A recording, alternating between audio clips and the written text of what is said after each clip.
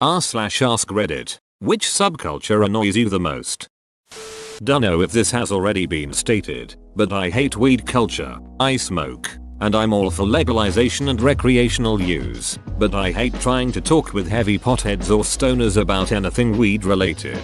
Like that documentary that gets reposted to r/documentaries 50 times a week. It says, have you ever wondered if there's a plant with 2,000 different recreational uses and can cure many deadly diseases? It's obnoxious and annoying. Edit. The post in question https://www.reddit.com/documentaries comment/66 the most powerful plant on earth 2017 what if st equals j6q8h5lt and sh equals 5e78 afdb. Well, we don't care about them at all and just want to get high s. Vape lords. I vape. I do it in the privacy of my own home. I don't brag about my setup nor care about yours. We're both addicted to nicotine. It's not that cool. Yep, I used one for 10 months to quit smoking. It worked great as a cessation tool. I was courteous and discreet about when and where I used it. Many people are not, and use it for years, and obnoxiously so. But I've been smoke free over 3 years, and haven't used a vape in over 2. Edit. Oh geez. Thanks for the gold. Good for you, man. Hope I can kick the habit one day. If you do, you're acting white. I am a minority and I've grown up with friends who are also minorities. This type of mentality is so toxic and can be flat out racist. I remember a friend of mine not wanting to lose weight and eat healthier because her parents would tell her it wasn't their culture. Another friend who was told if they speak properly they're speaking white. Or in my own family, when I was trying diet and eating chicken and vegetables, they said, why are you eating like white people? Edit. Wow. I did not expect this much response. You guys are great. I'm glad that I wasn't the only one that felt this way. Keep on keeping on, Redditors. Do what you like and duck what everyone else says. Edit 2. After reading the comments, I realized that maybe my comments sounded one-sided. This was based on my own experience, and when I wrote this I was half asleep after the night shift at work. I went to a diverse college and I recall some of my white friends afraid to like certain artists or do certain things because people would say the same if you do X. You're insert race here. Sometimes I'm like, can you just duck off and leave me alone, lol. Seriously though, I've learned to have the attitude of if you don't pay my bills, you get no opinion. My brother tutors inner city kids and he tells me all the time about kids getting ridiculed for trying to learn and getting good grades. That they're acting white. That shit is toxic and self-destructive. You can't go anywhere if you keep tearing yourself down. Incels. There is some serious untreated mental illness going on in that community. Just about all of them are most likely clinically depressed, and many of them probably have more serious issues. Rather than deal with those issues, they externalize them all and blame women for everything. The funny thing is, it's the one subreddit that all of Reddit collectively hates. Liberal, conservative, Democrat, Republican, gamers, anime fans, potheads, skinheads, doesn't matter. Everyone doesn't like the incels. It's probably one of the few things that Reddit can all agree on, outside the incels themselves. The funny thing is, it's the one subreddit that all of Reddit collectively hates. They even hate themselves. It's one of the saddest communities. I'm not really sure that's the best word I've had the displeasure to stumble across. Rick and Morty culture is ducking pathetic. To be clear, that show is both very funny and very smart. I do get it, but the people who use it like a ducking guidebook for their own life are the lowest bottom feeding inept invertebrates of our era. It is a ducking TV show that satirizes modern life and customs using extreme versions of ideas personified. It is the same shit as the kids who watched Fight Club and became Antifa, or the people who watched V for Vendetta and now identify as anarchists. How little meaning and depth must your life have that a piece of media can come to define your existence and thought? Read more ducking books. Develop a more three-dimensional personality and understanding. Then watch these fun critiques. Laugh. Maybe learn a bit. But be enough of a person to not become consumed by the first moderately intelligent thought that passes through your thick dome. Edit. Spelling the right word. I'm just like Rick. My intelligence makes me depressed. Oh, so edgy and tortured. Ladies love that dude. Fandoms that are obsessed with shipping their favorite characters then overly sexualizing them. Edit. Since many people are asking, shipping, initially derived from the word relationship, is the desire by fans for two or more people, either real life people or fictional characters, to be in a relationship, romantic or otherwise. r/anime on suicide watch. r/hand holding.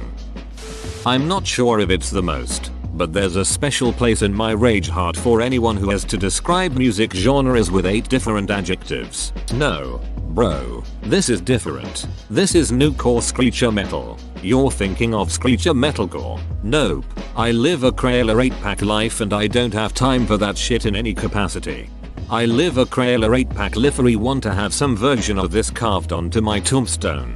Even worse in the EDM scene, where you're divided by your BPM preference. Artists. I love art, but there's a shit ton of pretentiousness I wish wasn't there. I love art and do my own art too, but I agree, musicians, painters, photographers, etc. There will always be a group of them that thinks everything they do is beyond amazing. They're so much better than everyone else and couldn't possibly have anything to learn from anyone or benefit from constructive criticism. I'm happy with my level of talent, but there will always be someone better than me, and I'm always happy to take advice or suggestions as long as it's done respectfully. Sometimes it's not helpful and sometimes it is. I'm not Freddie Mercury or Van Gogh or Ansel Adams. Why would I look down on someone else who is doing what I love, and why would I pass up the opportunity to potentially grow and get better? I went to art school and, in their defense, they sort of have to, just to keep going often you have to think you're great, or you stop after 2 years, especially if you haven't generated money. The second reason is they have to sell themselves to prospective buyers. Yes, themselves. Often more than the product they are making. They are the product. No one's really going to hire someone who's like, I think I'm getting good. Nah, they want someone who talks the talk and looks confident. Competitive moms. Oh god, mom communities are so horrible. Seriously, I left my main mom group after every gathering turned into who can throw the best party, and when moms would be like, let's have a play date, and then some other mom would be like, let's make it a potluck, and then, how much money can I pitch in to make this play date amazing? F that noise. I just want to show up with my kid whilst sporting sweatpants, messy hair, and a cup of coffee and watch our children poorly share with each other. Edit. Everyone's responses have made me giggle. Thank you. I hang out in smaller numbers now, with women who get it. I'm grateful to not have to keep up with the Janices and do my thing. Parenting is hard enough already without women being competitive. People that think that their astrological sign has something to do with their personality. Like, no, you're not a beach because you're X sign, you're a beach because you are a beach.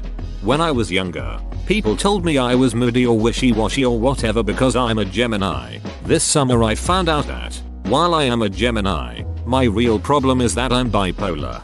What if you're bipolar because you're Gemini? Stans. Worshipping and obsessing over celebrities' internet personalities, making your entire identity based around them, etc. It's honestly pretty disturbing to see how so much of their time and energy is devoted to a single person, who doesn't even know they exist, and likely never will, considering the term originated from the Eminem song, and they openly use it and embrace it. You figure they'd realize how ducking weird it is. I'm sure some of them are just kids who don't know any better, but I know there are older teens and young adults who do this stuff as well. Edit. Apparently the term stan is just used interchangeably with fan in a lot of fan bases. My post isn't about normal fans, or even longtime fans who have all of an artist's music, merch, etc. This is about people who craft their identities and personalities around them, spend every waking moment devoted to them, know every detail about their personal lives, and in some cases, even stalk them in real life. That's what the term was originally supposed to be about. But it's clearly lost some meaning by people not using it properly. If you don't like the negative connotation that it brings, you probably shouldn't be using it to describe yourself unless you're actually a stan. At first I thought you meant inhabitants of some Near Eastern countries. Me too. I thought, what the duck did Kyrgyzstan do to you? Straight edge kids. I'm fine with sobriety, but when they started knocking cigarettes and drinks out of people's hands and beating up the drunkest people they could find, I stopped going to shows. The straight edge kids I grew up around stopped following after they turned 21. They harassed everyone for not being straight edge, and then the minute they were of legal drinking age, they were drinking. Friend in high school was a borderline alcoholic but was crazy against smoking pot. At a party senior year, a group of us went outside to smoke a bowl and he said he wanted to join. We were shocked but also kind of excited that he had come around. We gave him first hit and he blew into the bowl as hard as he could, making all the weed fly out. It was very clearly intentional. He let out a half-assed "oops my bad" and went back inside. He was very drunk, so we weren't gonna call him on it just to hear him insist it was an accident, but we all knew him well and it was clearly not a mistake. People who ruin beautiful old wood furniture by antiquing it with milk paint and then sanding the edges corners to make it look worn, thereby guaranteeing you can't strip and refinish it. Duck them and their shabby chic aesthetic. No, dummy, you didn't rehab it. You just ruined a beautiful solid oak dresser and now I want to punch you. Edit. My bigger problem is when people try to resell these antiqued items at some kind of insane markup, as if they have improved the object. If people were doing this shit in the privacy of their own homes and not parading it around in public, that would be fine. Shabby chic your home to your heart's content, but keep it away from me. Antique, handcrafted wood furniture is generally of excellent quality and is increasingly hard to come by, so seeing a piece of it ruined breaks my heart. And no, I'm not Ron Swanson, but my husband is pretty dang close. A friend of mine worked at an exclusive furniture shop and his job was to make their new items look a bit worn. A perfectly good looking new couch, for instance. He had to sand the seats, find some dust, etc., and make it look like it came out of a rich old grandma's house. Then they would sell it for a lot of money. It was horrible really, but people paid for it. The whole Mac versus Windows and Android versus iPhone debate. WHO, the duck cares. Just use what's best for you. Edit. I forgot Linux. Also, I need to clarify something based on the replies I'm getting. When I say use what's best for you, I mean use what's best for you. Both Mac and PC have their ups and downs, and same with iPhone and Android. They are built for different types of people and different audiences. Nobody started the debate. Nobody is at fault. Nobody is unequivocally better than the other. Use what you want and leave everyone else alone. Edit to it. The damage egos and superiority complexes of people being told their devices aren't necessarily the best. This has been going on in various forms since it was Slate v Granite as a stone table thing with Ugg and Throg back in the old days. Slate FTW. Get out Granite scum.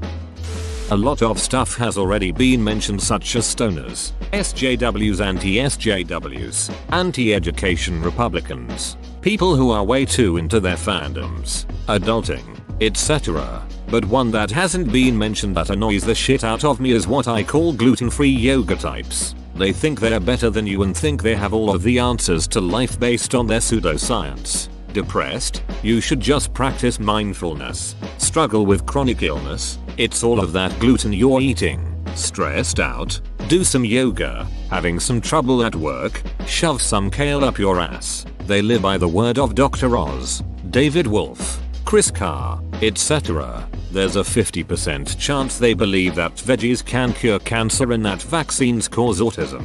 Worst of all, they preach this to you endlessly and just won't shut up about how much better they think they are than you. I had a boss like this once. She drove me nuts. Oh yes, the live laugh lovers. Eat shit die. I just ducking hate people. I'm just sick of people doing shit. I know this will probably be a touchy subject, but here goes. People who have a mixed heritage and choose to only embrace part of it because they think it's cool. For example, in college I knew a guy with the last name of Sullivan. Trust me when I say the only Irish thing about him was his last name. An actual quote by his mom and by his so. He always had to be wearing something green and wouldn't be caught dead without at least one clover leaf on him. He even insisted that everyone called him Irish instead of using his real name. I've met a number of people like this trying to be unique. The last thing they are is unique. To be honest, it is possible to just connect to one of the cultures more for whatever reason in your upbringing. For me it was that I just had more contact with that side of the family, but yet, the example you quote does seem to be a case of doing it for the cool. It's seemingly only many generation Americans with no connection to their heritage at all that do this. Whoa, you made it to the end? You're a ducking beast. I'll cut you a deal. Smash like and subscribe for more curated content, bruh. It's free and that's a great price.